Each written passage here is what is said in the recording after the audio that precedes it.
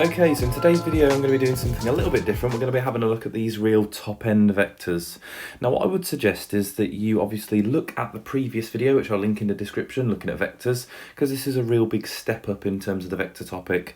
Okay, so you'll probably have known some of these questions in the past, but they are some pretty tricky questions here. So this is really the top end of grade 9.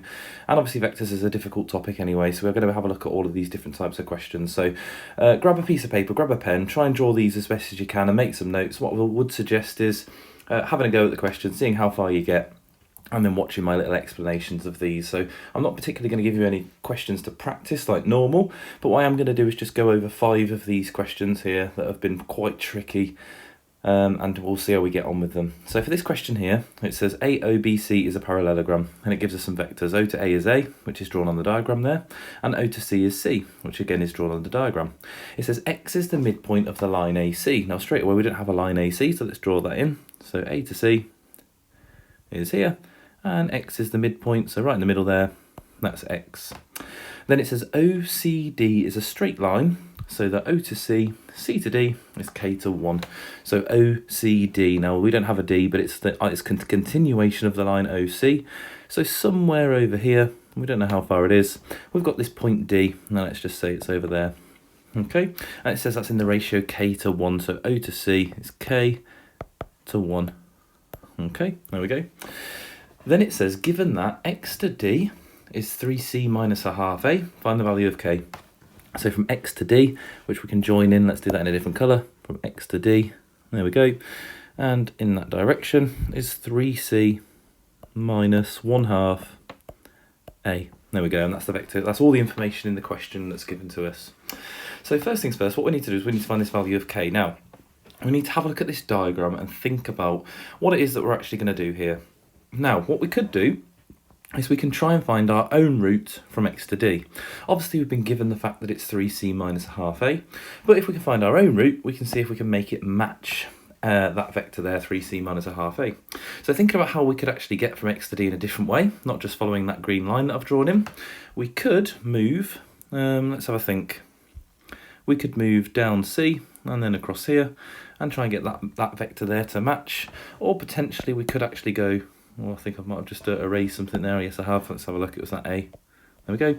Or we could actually go upwards up to A, down here. Oh, there we go. Down to here, and then again all the way across. So that's another route that we could take. So that's what we're going to have a look at. We're going to have a look at actually finding one of those routes. Now, let's swap to a different colour. First of all, let's have a look at this line A to C. Okay, so in order to move anywhere in either of those routes, we need to be able to move halfway through this line. So in order to do that, we need to know the full line there. So let's find that. Okay, let's have a look. So from A to C, let's label this. So A to C, what's that vector there? Now to get from A to C, we can go down through there, backwards through A, so minus A plus the C. And you can write that as minus A plus C, or you can swap them around. I'm going to keep it as just minus A plus C.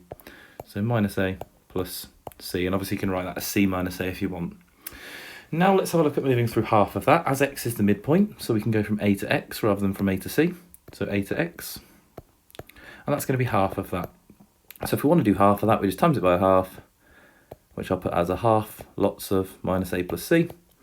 And we can even go ahead and expand that if we want. We can say minus a half A plus 1/2 C. There we go, just expanding that bracket by that half at the front there.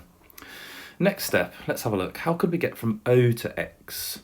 Okay, so we had a look at part of that journey. Let's have a look. How could we get, we now know how to get from A to X. Let's have a look now how we get from O to X. So moving up here and then down to X.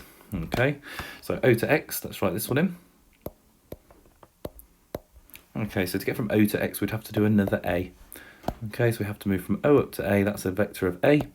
So if we do A and then add in our A to X vector there, which we've just done over there, so minus a half A. So A minus a half A plus a half C.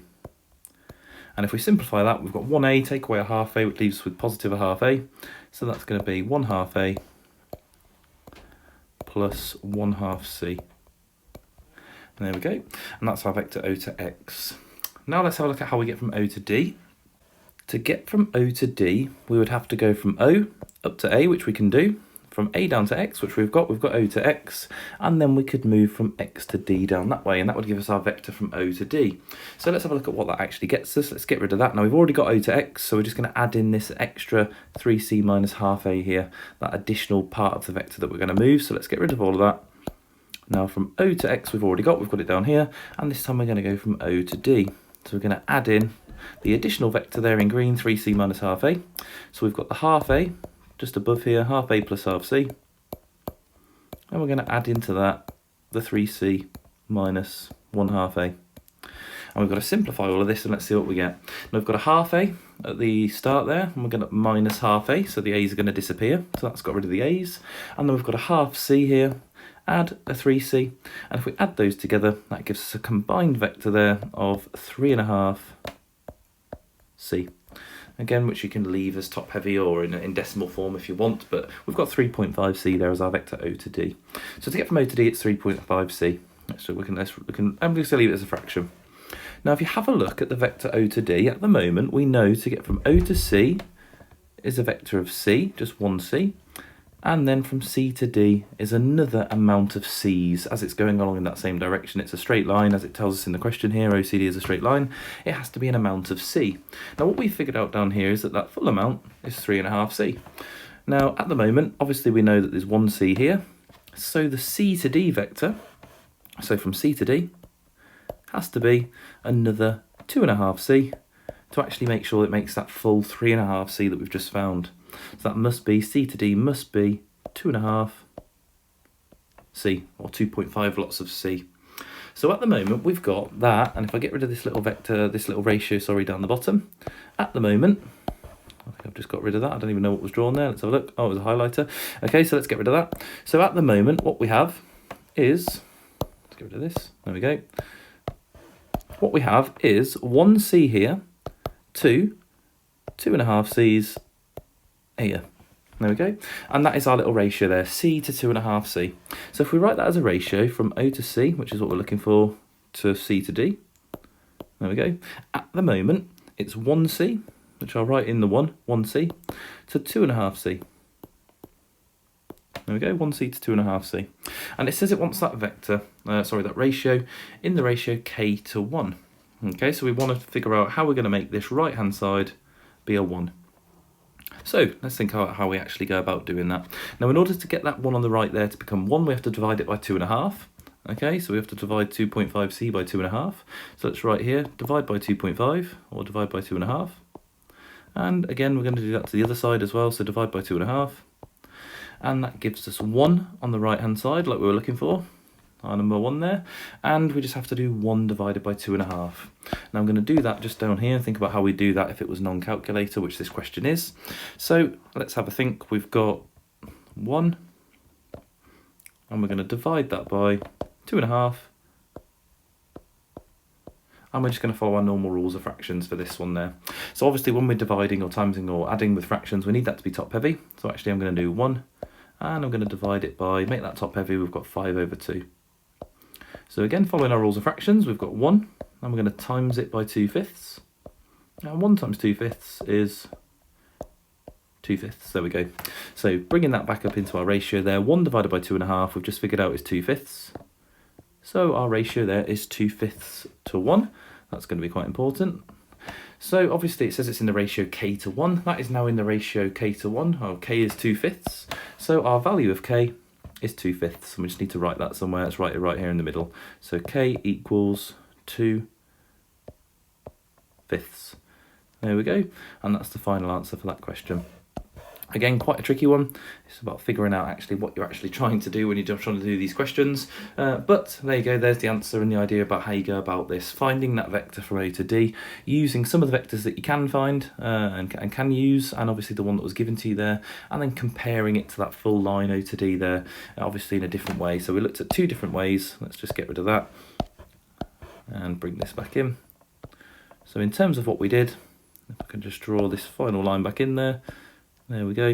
We looked at 2 different ways. One was the full line there, O to D, which we looked at the end, okay?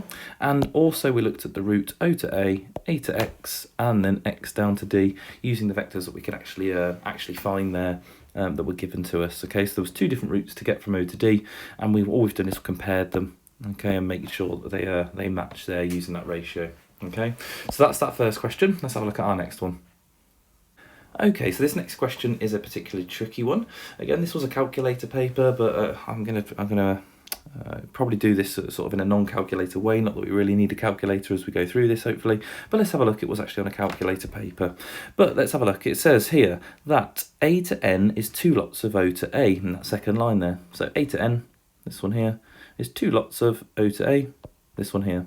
Now it says O to A is A, so if the other one's 2 lots of that, this must be 2A. So there's the first bits of information we can get on the diagram.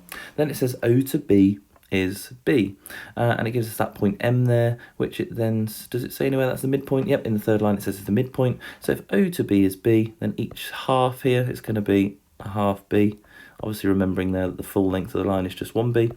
But there we go, write that in, considering that's a midpoint. Now it says A to P is K lots of A to B, where K is a scalar quantity. Given that MPN is a straight line, found the value of K. So it's just said MPN is a straight line, so let's join that up. M to P to N is a straight line, and we're going to find the quantity there. So it says A to P is a certain amount of A to B, okay, and that's obviously A to P there is only part of the line A to B, so that is going to be a fraction, so it's going to be a fractional amount at some point when we come to find that. Now let's have a look at how we go about this. Now, first of all, let's actually try and find that full length of the line A to B, because it says that A to P is K lots of A to B, so let's actually find the length of this line in terms of the vectors. Now we can get there from A to B, we can go down the A, and then across these 2 half B's, so that's just going to be minus A plus B, and let's write that down. So from A to B, that is A minus A plus B, or I'm going to swap it around this time, B minus A. Okay, now let's have a look at what we can find next. So what about that vector M to N? Can we find that one? So along that green line that I've drawn in, can we go from M to N and have a look at that one as well? So I can do that. I can get from M to N, and that's a lot of the time that these vector questions are about, just having a look at what vectors can you find that aren't given to you, and M to N is not given to us. So let's have a look and see if that helps us further down the line. So to get from M to N, we can go backwards through the half B, so minus a half B, and then positive 3A there. And let's write that in terms of, I'm going to swap them all around this time, so I'm going to do 3A first, so 3A minus the half B. There we go. And that gets us from M to N. Now let's have a think. Can we get from M to P then? Now M to P, how would we actually get from M to P? Because that's going to start helping us find how, the length along the line that is. So let's have a look. M to P. At the moment, how would we get there? Let's think about how we'd write this down. So I can go from M to O. In fact, let's write these down. M to O. Okay, that gets me obviously from M to O. Then I can go from O to A, and then we can go down to the, I've forgotten my letters behind it now, it's P, isn't it? Down to the P. Okay, or we could go backwards, but let's just think about going that way because we've got the vectors on that little route there.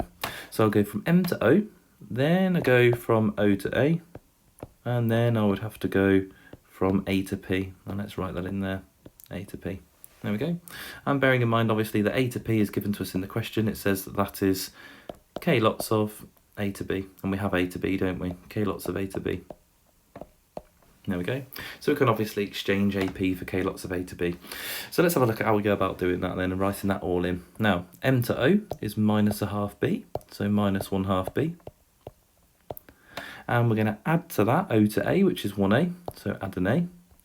And then we're going to add to that K lots of that vector A to B. Now A to B we figured out in the first step, which was B minus A. So add K lots of B minus A. There we go. And that's our vector M to P. Now if we expand that out and simplify it all and see what we've got, let's first expand that bracket. So let's just rewrite this. We have minus a half B plus A plus, and then we have KB minus KA. Now let's see what we get here. So if we simplify all this down, let's see what we get. We have, and I'll tell you what I'm going to do when I simplify this, because obviously there's no pieces there that can join together, because at the moment this B piece has a K in it and this A piece has a K in it. So I'm just going to put the A pieces next to each other and the B pieces next to each other. So I'll start with the A's. We've got that positive A there, so we've got plus A, and minus the KA at the end, so minus KA. That's the A's dealt with. Then we've got minus a half B, which I'm getting just from the first piece there, so minus a half B. and that's going to be plus KB, that little other one that I've highlighted. And obviously we could have done the B's first, we could write them in different orders, but this is just the order that I've just seen the letters in, so I'm just going to write them in that order. Okay, so that's the first one. Now at this point, when we've got these unknowns, okay, so we've got this unknown K here and this unknown K here, what we're going to have to look at now, because we've got this scenario, is we're going to have to look at comparing some of the coefficients here. So what I'm going to do is I'm actually going to factorise this, and I'll explain why. If you look at that length A to B, okay, this one here, A to B, there, if we're going to look at the vector A to P, part of it, then the coefficients have to be the same, okay, and at the moment we're looking at M to P. So we're going to have to look at the coefficients, and those coefficients are going to have to match in some sort of way, and that's what we're going to have a look at actually comparing here and thinking if we can actually do that. Now in terms of the line itself, if we look at this line that we're moving along, we've got M to P, okay, which is here to here, and we've got the full length M to N. Now we've already worked out the vector M to N. If I highlight that, that's up here at the start. We've got 3A minus a half B. Now if you have a look at the coefficients of A and B there, the coefficient of A is 3 and the coefficient of B is a half. Now that means that just looking at the actual number in front of it, so forgetting about the minus at the moment, that coefficient of A has to be 6 times greater than the coefficient of B. If you times a half by 6, you get 3, so that coefficient of A has to be 6 times greater. Now I'm going to apply that little bit of logic at the moment when I have a look at actually what the coefficients of A and B are at the moment down the bottom here.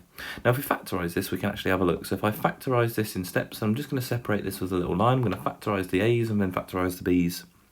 So if I factorise A out at the moment, we have A brackets 1 minus K, just factorising the A out there. And on the right hand side here, just to make sure that we've got a matching symbol at the front in the middle here, just like we have over in our MN, I'm just going to, let's just circle that, this one here, we've got a minus half B up there. So to ensure I get that, I'm going to factorise out minus B. So I'm going to factorise out minus B. And if we factorise out minus B, we get a positive a half here, so a half. And then factorising minus B out of positive KB would give us minus K. And again, there are other ways of doing this, but this obviously just matches the A minus B just up there.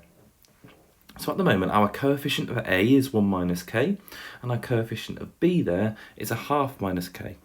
Now we've already said, and I'm going to write this down, the coefficient, let's write this down, coefficient, there we go, coefficient of A must be 6 times greater than the coefficient of B. There we go. There we go.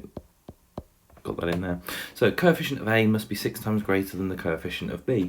Now if we look at actually how to apply that in terms of a little equation here, we can say, okay, well A, this one here, 1 minus K, so 1 minus K has to be equal to 6 lots of this one here. So 6 lots of a half minus K. There we go. And if we expand that bracket, so multiplying it by 6, let's see what we get. So we get 1 minus K equals 6 times a half is 3, and 6 times K equals 6K, so minus 6K. I'm going to write that a little bit clearer in my K there. Okay, so now we've just got like a nice simple equation that we need to solve. So if we just go about actually solving this equation, I'm going to bring this up slightly just to here. Let's actually solve that. So let's add 6K to both sides. And what do we get when we do that? We get 1 plus 5K equals 3. Take away that 1, gives us 5K equals 2. And then divide by 5, we get K equals 2 over 5. 2/5, and there we go, that is our value of K there, 2/5, and actually that's answered the question. So there we go, our value of K is 2/5, just following that little bit of an approach, just comparing the coefficients there on part of the line and making sure that they match. Obviously that proves that lines are going in the same direction when they've got that matching vector. So there we go, that's just a way of doing this question. Again, I think there are probably lots of different ways of doing that question. It is quite a complicated one where the sort of methodology, especially in mark schemes here, was left quite open. There was no specific way of answering it given in the mark scheme, but that's just one way that I sort of looked at this question and thought about how to solve it in that sort of different approach there. Okay, but we're going to have a look at another question now. Okay, so moving on to this question then. Now it says, we've got some straight lines there that we can see, and it says M is the midpoint of A to B. Now it says O to A, let's have a look, that's this one up here, is A, and O to B is B. but it doesn't tell us how far onto that line that n is, so I'm just going to write that as b. There we go.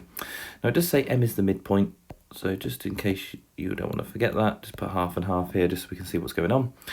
Now it says find the ratio O to P, P to M.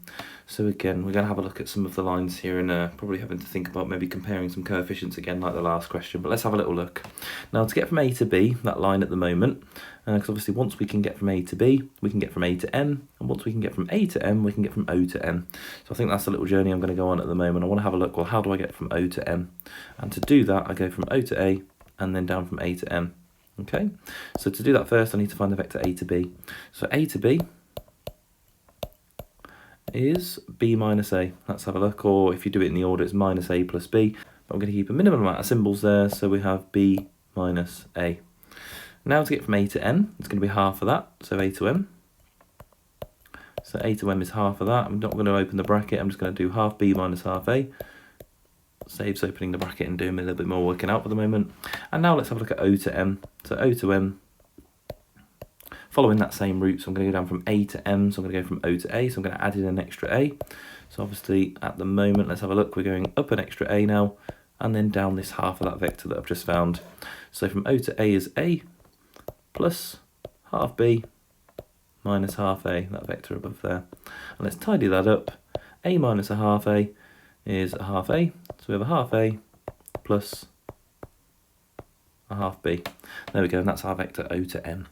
Now let's have a look at something slightly different. What about getting from A to P? Okay, moving down this line that we're actually looking at in the question, because we want to have a look at O to P. So what about getting down here from A to P, or P to A to N, or something like that? Let's have a think about how we can do that. So A to P, at the moment, what do we actually have? How can we actually get to there?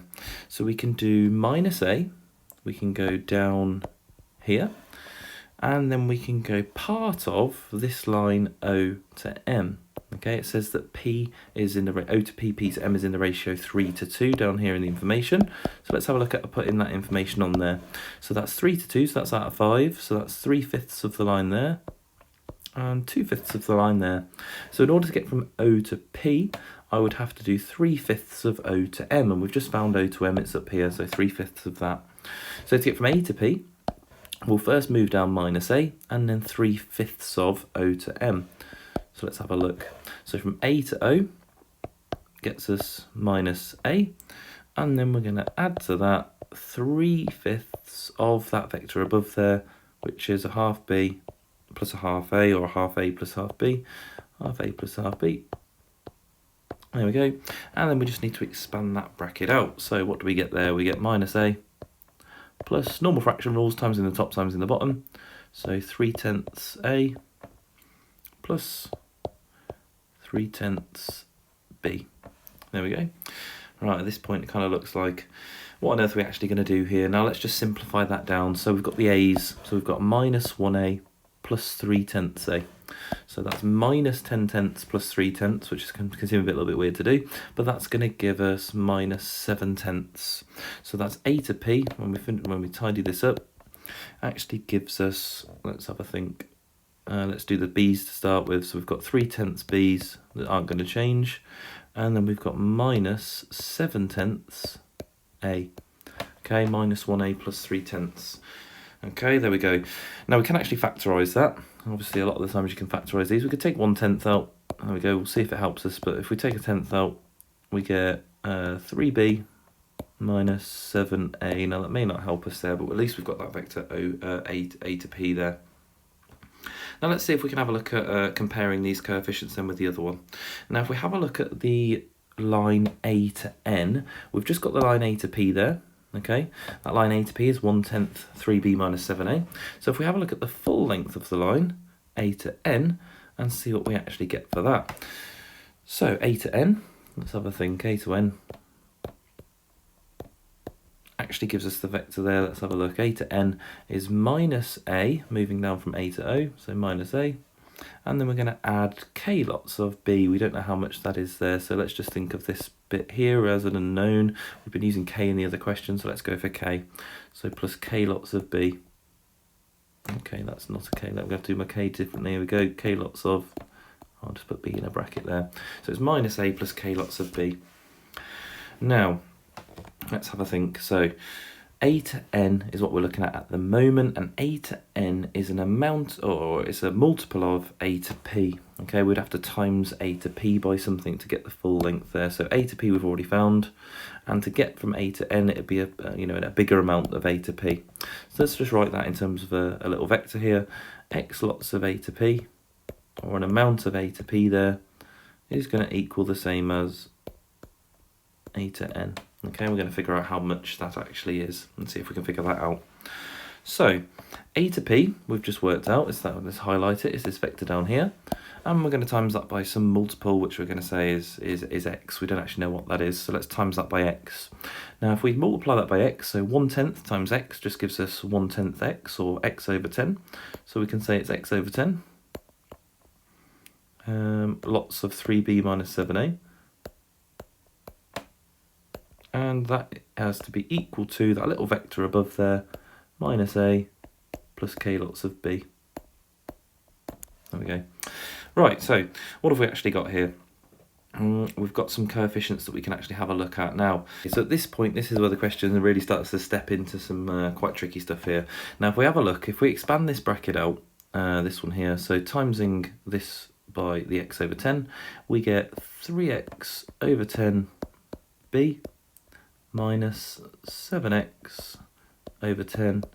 And if we actually look at comparing the coefficients now, because it says that has to equal minus a plus k lots of b, once we start to compare the coefficients, we actually do start to get some equations here. Now the coefficient of b is currently, in this part, 3x over 10, and over here it's k. So if we write that as a little equation over here, we've got 3x over 10, and that has to equal k, whatever that is. So that gives us a little equation that we can have a look at. And then if we look at the a's, we've got minus 7x over 10 equals the coefficient of a there, which is minus 1. So let's write that as another equation. So we have minus 7x over 10 equals minus 1. Now let's have a look at just solving these. So that one on the left there, if we times by 10, we get 3x equals 10k. And divide by 3, we get x equals 10k over 3. Solving the one on the right, they're both negative there, so we can cancel out the negatives. And times by 10, we can just get 7x equals 10. And there, x equals 10 over 7. So now we have two equations that both equal x, so we can say that they both equal each other. And if we set them both equal to each other, let's see what we get here. So we've got 10k over 3. 10k over 3 equals 10 over 7. And then we can cross multiply that, or actually no, let's not do that. Let's split this fraction up. Instead of doing it that way, let's split this fraction up. So rather than saying 10k over 3, I don't want to get rid of all of that. Let's just say it's 10/3 k. Okay, so keeping the k separate from the fraction, 10/3 k. It's a little bit quicker here actually.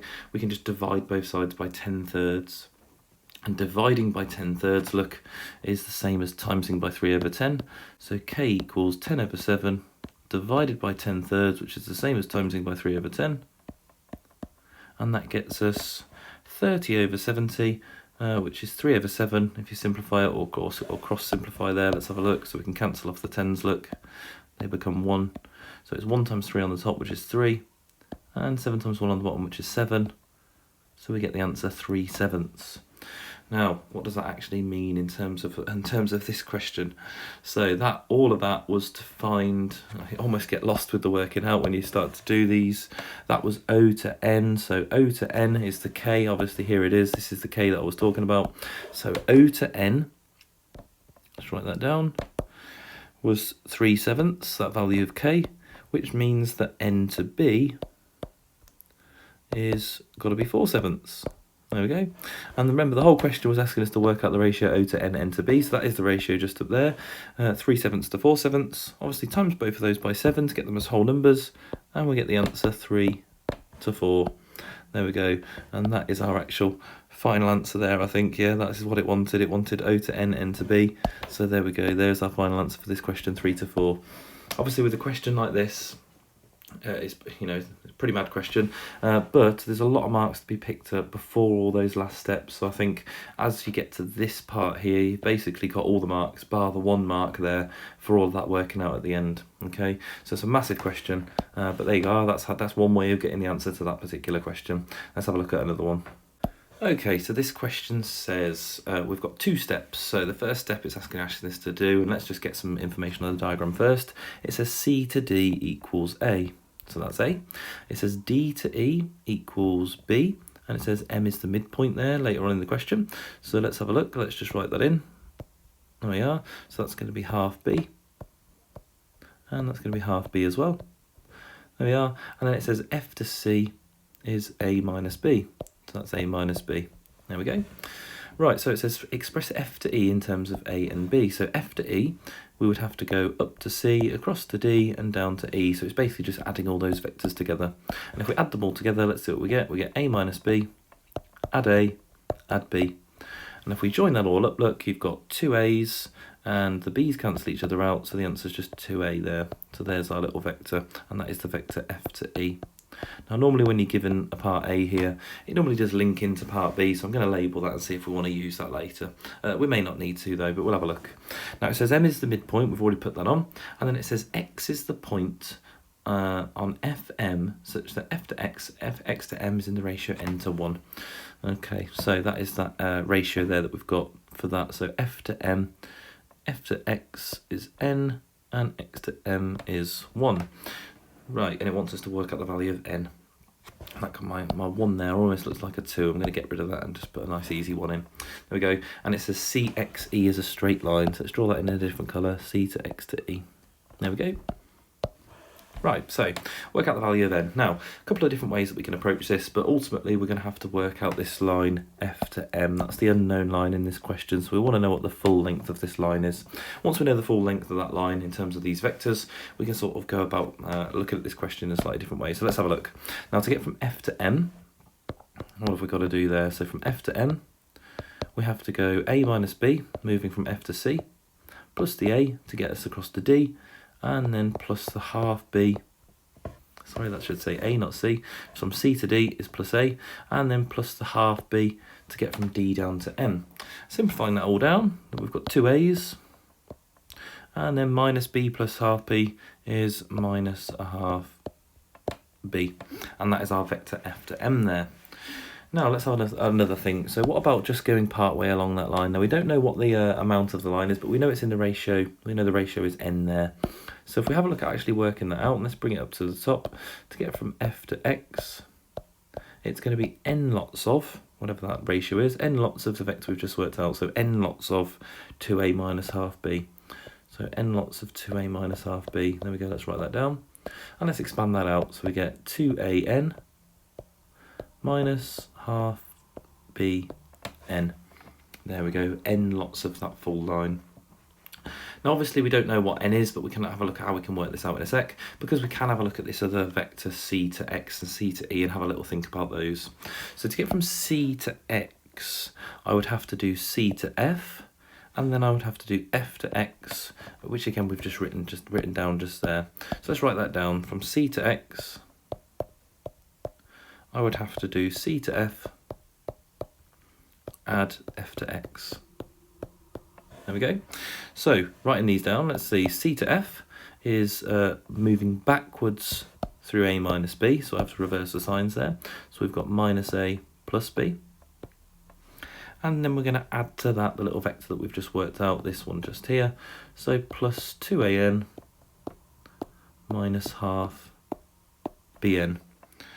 And if we simplify that all down, let's have a look. Let's join up the a's. So if we join the a pieces together, we have 2an minus a. And the b parts, we have plus b minus half bn. Right, so c to x there, our little vector, we can actually factorise this. So if I factorise the a pieces there, take out the factors of a, because we're going to have a look at some of these coefficients here. I'm going to bring it down here. So we have a lots of 2n minus 1 when we factorise that. Add, and then factorise the b's out here.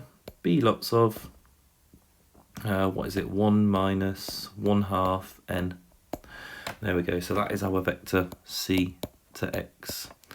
Now the whole reason we've actually looked at this vector c to x is because it has to match one of our other vectors, and I've just completely lost where that vector is, c to e. Now c to e is the full length of the line, so the full length of the line there, c to e, we can actually find the vector for. So to get from c to e, if we write that over here, because this is the one we're going to compare, c to e, that is the vector. Let's have a think. You go along a, down b, so it's a plus b. There we go. So if we have a look at the coefficients here, because they have to match, obviously it's going to be a different multiple, but the coefficients of a and b have to be the same if it's the same straight line, which it says in the question. So in order to match the coefficients, look, the coefficient of a and the coefficient of b, and we can treat this in a different way to one of the previous ones. Because the coefficients are the same, we don't have to think of one being bigger than the other, or a certain amount bigger than the other. We can just say that they're actually going to be equal. Okay, so because the coefficients are equal for a and b, all we can say is, we can just say that this coefficient of a has to be equal to this coefficient of b. Okay, so if we set them equal to each other, we can say 2n minus 1 has to equal 1 minus a half n. There we go, and we can just solve that equation. So add a half n to both sides, we get 2.5n minus 1 equals 1. Add the 1 to the other side, so let's bring that up here. So 2.5n equals 2. And then we're going to have to divide both sides by 2.5. So n equals, and don't forget 2.5 is the same as 5 over 2. So we're going to divide by 5 over 2, which is the same as timesing by 2/5. So it's 2 times 2/5. And 2 times 2/5 is 4/5. There we go, so 4/5. So n over there is 4/5, which means that one part is 1/5. Okay, so it's 4/5 of the way along the line, and the other part is 1/5 of the way along the line. So as a ratio, f to x, x to m, which is obviously written to us in the question here, that ratio would be, let's do this over here, 4/5 to 1/5, and again it wants it in the ratio n to 1. So timesing both of those by 5 gives us the ratio 4 to 1. Okay, so that's our ratio there, 4 to 1, and that obviously gives us our value of k as being 4. So our final answer there, value of n, so n equals 4. There we go, and there's our final answer. Again, another quite tricky question there. But there you go, that's a little process of how to work that out. Obviously not a huge amount of explanation here on actually how to work them out, but obviously just thinking about a process to actually get towards the final answer here. Okay, moving on to the next question. Okay, so the last question, quite a nice one here. I think we've definitely had some harder ones than this one. This one actually isn't too bad compared to the others. Just having a look at it now. So P is on the point OX such that O to P, P to X is 1 to 2. So where is that? P to A. Completely lost it now. O to P, P to X, there it is 1 to 2, so that's out of 3, so that is 1/3. And this one here is going to be 2/3. Now it says in the question that O to X is the vector A, it's given to us there, so that's 1/3 A and 2/3 A. The next one, it says O to Y is the vector B, and then it tells us that O to Y such that O to R, R to Y is 1 to 3, so that's out of 4, so that's going to be 1/4, and again that's 1/4 B, moving in this direction, and there we go, the other one's going to be 3/4 B. Now not forgetting, obviously this question says it's a parallelogram, so the top vector here is going to be the same as the one at the bottom, so that's also going to be the vector A, and we may or may not need that, we'll have a look in a sec. So it says work out in its simplest form the ratio Z to P, Z to R. Where's Z? There we go, Z to P, Z to R. Okay, so we're looking at this line here, and that's our key line for the question, Z to P, Z to R. And you must show all your work in. Okay, so let's have a look. Now, how do I get from Z to P? Let's find the full length of that line, Z to P. So Z to P is, well, let's have a think how we could do that. Okay, so to get from Z to P, we can go from Z to Y, which is A, and then minus that 3/4 B. So let's actually do that then. Let's go A minus 3/4 B, or is there another way that we could actually get there as well? Oh yeah, we're doing the full length of the line, so we could actually get from Z to R straight away. Just having to think about how we could approach this. Let's go for Z to R straight away. We could actually get Z to R and Z to P. So Z to R, we're going to go plus A, and then minus 3/4 B. Or if we want to have a look at this z to p, we can keep going, so all the way down the b, and then a third of a. So let's do the full amount in the first go. Yes, that's the one I've written down. So from z to p, we've got a minus the full length of b, add the third a. There we go. So in total, that gives us 1 1/3 a, or 4/3 a. I'll just leave it as 4/3. 4/3 a minus b. And again, we could factorise the third out of that just to make it look a bit nicer. So if we factorise the third out, a third fits into 4/3 4 times, so 4a, and it fits into b 3 times, so 3b, so 4a minus 3b. There we go, there's a little vector for us. Now z to r, which I just almost did a second ago, we can get from z to r quite nice and easily. We go plus the a from z over to y, and then minus the 3/4 b. There we go, minus 3/4 b. There we are, and there is our vector there. And let's factorise that. Let's factorise a quarter out of this one. So a quarter, and that fits into a 4 times, and it fits into 3/4 3 times, so minus 3b. Now at this point here, that's really nice because we've got this matching vector there in the bracket. So for our final step, look, the vector z to p, z to r, which is what we're looking at. So z to p, which we've just found, z to r, which we've also just found, at the moment is in the vector 1/3 for z to p to 1/4. There we go. And obviously we just need to make these match. So just like with normal fractions, let's make a common denominator. So we'll times this one by 4, make the denominator 12, and we'll times this one by 3. And that gives us 4/12 to 3/12. Timesing both of those by 12 gives us the ratio 4 to 3. So the ratio is 4 to 3 in its simplest form. There we go. And just give that a bit of a highlight. There we go, and there's our final question. Okay, obviously there's some pretty tricky questions there. That was quite a nice one to finish on.